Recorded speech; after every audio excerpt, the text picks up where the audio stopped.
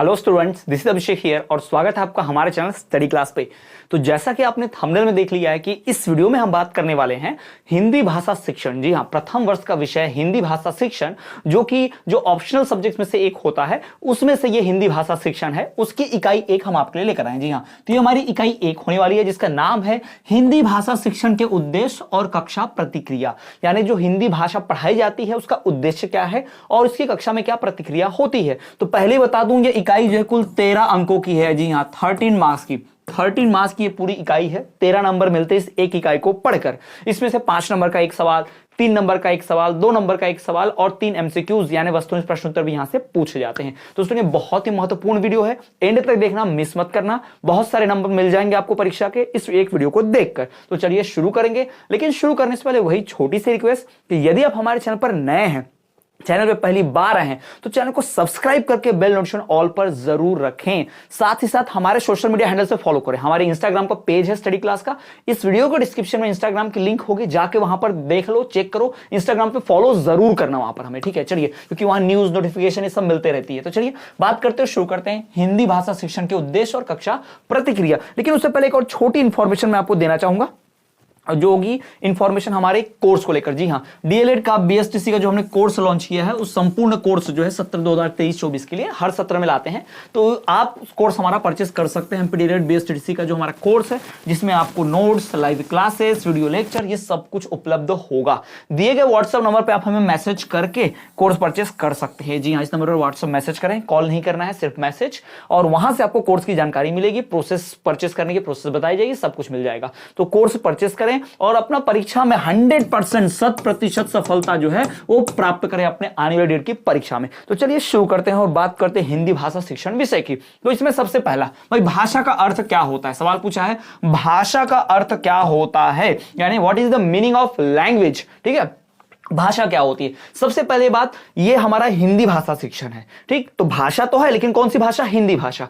तो यहां जो भी सवाल का हल आप देखेंगे या लिखेंगे, वो हिंदी भाषा को ध्यान में रखेंगे। भाषा का तो मतलब होना ही चाहिए, लेकिन हिंदी भाषा को ज्यादा ध्यान में रखना है, ये ध्यान रखिएगा। ठीक है, तो भाषा क्या है, जिसके माध्यम से मनुष्य अपने मन की बात दूसरों से कह सकता है ना। अपने मन के भाव दूसरों तक कहना, दूसरे के भाव को खुद सुनना, है ना। अपने मन में जो विचार, भाव, ज्ञान, नॉलेज, इंफॉर्मेशन जो भी आ रही है दूसरे तक पहुंचाना, यही भाषा है ना।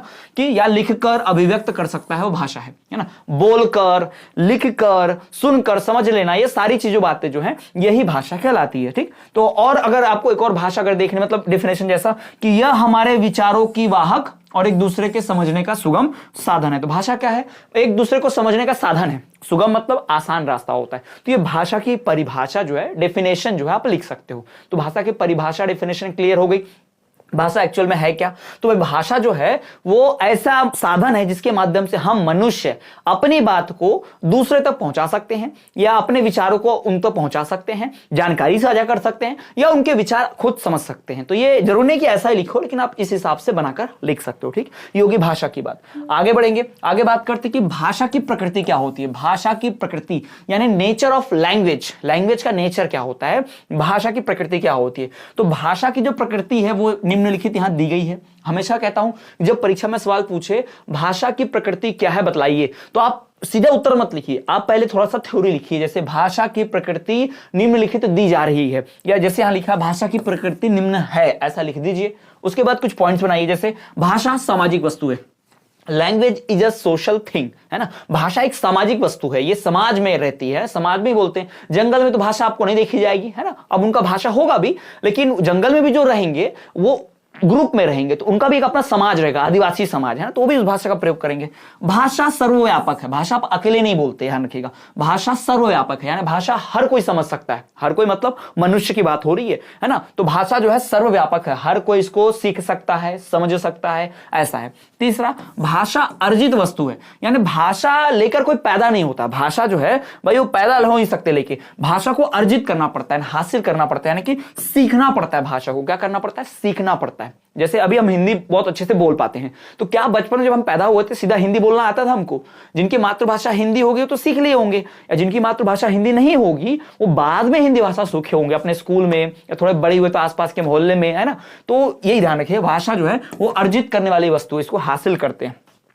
भाषा का प्रवाह अविच्छिन्न है भाई, भाषा का जो प्रवाह है वो अविच्छिन्न है, ध्यान रखिएगा। भाषा अपने आप में एक तरह से चलती है, भाषा एक तरह से बोली जाती है, उसका एक तरीका है ना, ध्यान रखिएगा। यह मानव विचारों की वाहक और अभिव्यक्ति का माध्यम है। इंसान के विचार को यहां से वहां ले जाना, वाहक मतलब क्या होता है, माध्यम।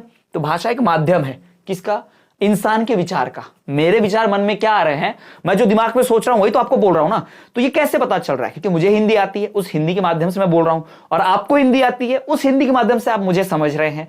तो ये मेरे विचारों की वो क्या हो गई, वाहक हो गई, और मैं अपने विचार व्यक्त कर पा रहा हूं, अभिव्यक्ति प्रदर्शित कर पा रहा हूं, है ना। ये भाषा ही है। यह सहज और नैसर्गिक क्रिया है, एक नेचुरल प्रोसेस है ना, सिंपल एंड नेचुरल प्रोसेस। सहज और क्या कह सकते हैं हम, एक नेचुरल है, नैसर्गिक है, ठीक है। तो यह सहज और नैसर्गिक क्रिया है भाषा, है ना। सिंपल है, सभी बोलते हैं, आसान भाषा है, बोलते ही है, भाषा बोलनी ही चाहिए। यह सामाजिक दृष्टि से स्वरित है, समाज में चलते रहता है, समाज में भाषा को वैल्यू मिलती है। भाषा नहीं कोई भाषा नहीं बोलेगा, ऐसा तो कभी नहीं होता। हर समाज में भाषा बोलने के लिए प्रेरित करते हैं कि हाँ ये भाषा बोलिए, भाषा बोलोगे नहीं तो भाई हमको समझेगा कैसे, है ना। तो भाषा जो है कि नैसर्गिक है, समाज में स्वीकारणीय है ना। भाषा के बारे में जो जो चीज आपको याद रहती है वो सब लिख दो, तो यही भाषा की प्रकृति बन जाती है, यही भाषा की प्रकृति है। क्लियर, समझ में आ गया भाषा की प्रकृति क्या है, भाषा क्या है। चलो आगे बढ़ते हैं। अगला, हिंदी भाषा शिक्षण के दो सामान्य उद्देश्य बतलाना है।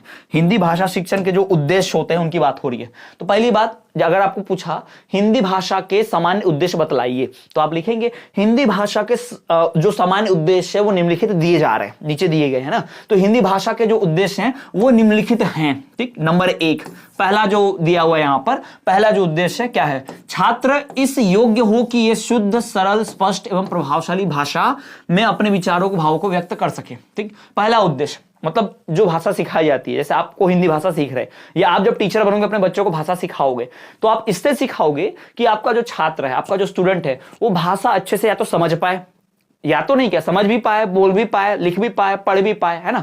तो भाषा को शुद्ध रूप से, सरल रूप से, स्पष्ट रूप से, एकदम अच्छे तरीके से समझ पाए, बोल पाए, अपने विचार व्यक्त कर सके, दूसरे के विचार समझ सके, ये भाषा। दूसरा, छात्र दूसरे के विचारों का अर्थ ग्रहण कर सके। सामने वाला व्यक्ति क्या बोल रहा है, भाषा आ गई और सिर्फ खुद को बोल पा रहे, मतलब मुझे क्या आ रहा है, मेरे मन में क्या भाव है, मैं बस ये बता रहा हूं, लेकिन सामने वाला क्या बोल रहा है, क्या चाहता है, ये मुझे समझ ही नहीं आ रहा। ऐसी भाषा का क्या फायदा, है ना। तो भाषा क्या जो ऐसी होनी चाहिए कि छात्र दूसरों के विचारों का अर्थ ग्रहण कर सके, है ना, वो दूसरे के विचार, उनके अर्थ दोनों को ग्रहण कर सके। तीसरा, छात्र शुद्ध उच्चारण एवं प्रवाहपूर्ण वाचन कर सके। भाई छात्र जो है शुद्ध उच्चारण यानी कि बढ़िया से अच्छा करेक्ट प्रोनाउंसिएशन कर सके, और प्रवाहपूर्ण यानी फ्लुएंटली, धारा प्रवाह बोल सके, बिना अटके, बिना हिचके बोल सके भाषा। यही भाषा का उद्देश्य होता है। भाषा क्यों सीखते हैं, ताकि फटाफट अच्छे से बोल सके, बढ़िया से बोल सके, बिना अटके बोल सके, और अपने विचार अच्छे से समझा सके, दूसरे के विचार समझ सके, अपने विचारों को, अपनी भावनाओं को दूसरों के सामने व्यक्त कर सके, उनके भावनाएं, उनके विचार समझ सके। इसीलिए तो भाषा चलती है, यही भाषा का उद्देश्य है। भाषा इसलिए तो सीखते हैं, है ना। क्लियर, चलो आगे बढ़ते हैं। अगला, राष्ट्रभाषा और राजभाषा, बड़ा महत्वपूर्ण है भाई।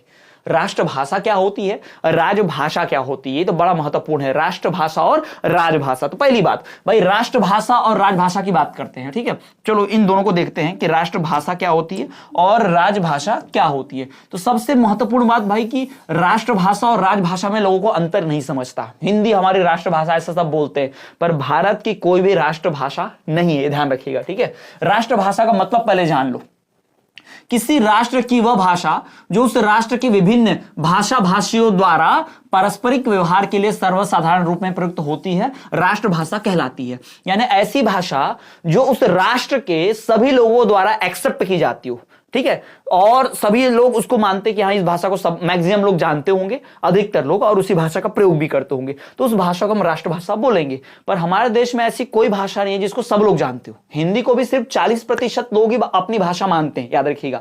सिर्फ 40% लोग ही हिंदी उनका फर्स्ट या सेकंड लैंग्वेज, प्रथम भाषा, द्वितीय भाषा है, सिर्फ 40% लोगों का। बाकी 60% का हिंदी भाषा है ही नहीं, यानी आधे से ज्यादा लोग को भारत में हिंदी नहीं आती है। इसलिए हिंदी को राष्ट्रभाषा नहीं बनाया गया। याद रखिए, भारत की कोई राष्ट्रभाषा नहीं है, याद रखिएगा, ठीक है। हिंदी राजभाषा है, राष्ट्रभाषा नहीं है। ठीक, हमारे देश की कोई भाषा नहीं है। एक बार केंद्र सरकार ने सन 2004 में राष्ट्रभाषा बनाने की कोशिश की थी, किसको? हिंदी को। लेकिन फिर साउथ में जो है, दक्षिण भारत में यहाँ पे तमिलनाडु, कर्नाटका, केरला, वहां पे बहुत दंगे फसाद हुए कि हिंदी हम पर जबरदस्ती थोप रहे हैं। खूब धरना प्रदर्शन हुआ और यहां तक कि इतना दंगा फसाद हुआ कि कई लोगों की जान भी चलेगी, सैकड़ों लोग की। तो मजबूरन केंद्र सरकार को अपना ये जो फैसला है हिंदी को राष्ट्रभाषा बनाने का, 2004 में वो फैसला वापस लेना पड़ा था। ठीक है, अब बात करते हैं राजभाषा की। तो राजभाषा क्या है? जो भाषा किसी राज्य के सरकारी कार्य में सर्वाधिक प्रयुक्त होती है। सिंपल बता दूं कि हमारी सरकार जिस भाषा के माध्यम से अपने कामकाज करती है उस भाषा को राजभाषा बोलते हैं। हमारे देश में दो भाषाओं को राजभाषा का दर्जा प्राप्त है, एक अंग्रेजी और एक हिंदी। तो जितने भी सरकारी काम होंगे आप देखोगे वो हमेशा दो ही भाषाओं में आते हैं, तो इंग्लिश में या हिंदी में। संसद में आप देखोगे, संसद भवन में वहां भी जो काम होते हैं आप देखोगे या तो हिंदी में, इंग्लिश में भाषण, बहस, ये सब होता है ना। तो याद रखिएगा, तो जो भाषा किसी राज्य के सरकारी कार्यों में सर्वाधिक प्रयुक्त होती है उसे राजभाषा कहते हैं। यह केंद्र में हिंदी व अंग्रेजी है, यानी हमारे यहाँ केंद्र सरकार, सेंट्रल गवर्नमेंट में हिंदी और अंग्रेजी को राजभाषा का दर्जा प्राप्त है।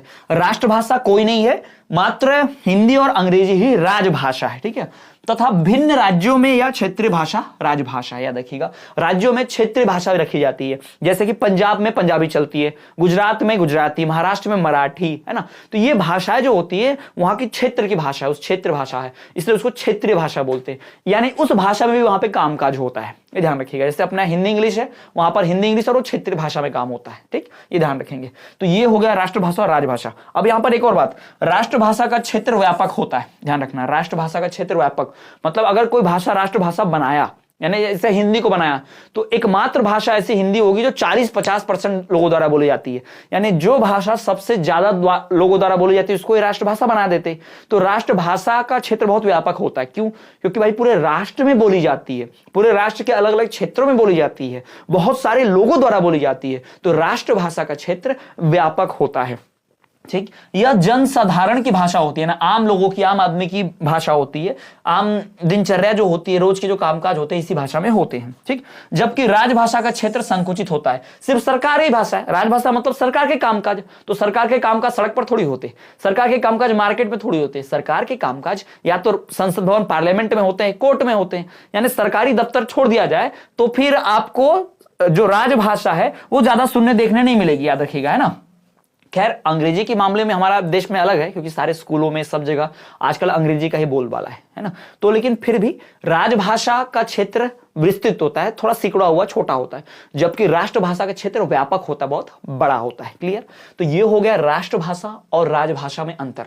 राष्ट्रभाषा क्या होती है मैंने आपको बताया, राजभाषा क्या होती है ये भी मैंने आपको बताया। ठीक, तो ये होगा इकाई 1 के महत्वपूर्ण कई सारे प्रश्न। अब हम मिलेंगे अगले वीडियो में, सेकंड पार्ट, जहां और भी कई इंपॉर्टेंट क्वेश्चंस लेकर आएंगे आपको सेकंड पार्ट इस इकाई 1 का। ठीक है, जहां हम प्रथम भाषा क्या होती है, प्रथम भाषा मातृभाषा में अंतर क्या होता है, ये सब कुछ सीखेंगे और अन्य महत्वपूर्ण क्वेश्चन की तरह। तो ये वीडियो बहुत इंपॉर्टेंट, आपको पसंद आई होगी। कई सारे इंपॉर्टेंट क्वेश्चन जो पीवाईक्यू है, जितने भी हमने पढ़े, प्रीवियस ईयर क्वेश्चन पहले भी आ चुके हैं और आने वाले डेट की परीक्षा में बहुत महत्वपूर्ण है। तो अगर आपको वीडियो पसंद आया है, वीडियो अच्छी लगी है, कुछ नया सीखने मिला है, तो वीडियो को लाइक कर दें, अपने दोस्तों के साथ, फ्रेंड के साथ ग्रुप में शेयर जरूर करें, उन तक ज्ञान पहुंचाएं। नॉलेज ज्ञान बांटने से ही बढ़ता है। साथ ही साथ हमारे चैनल पर पहली बार आए हैं तो चैनल को सब्सक्राइब करके बेल नोटिफिकेशन ऑल पर करना ना भूलें और अन्य सभी विषयों के वीडियो लेक्चर देखने के प्लेलिस्ट चेक करें।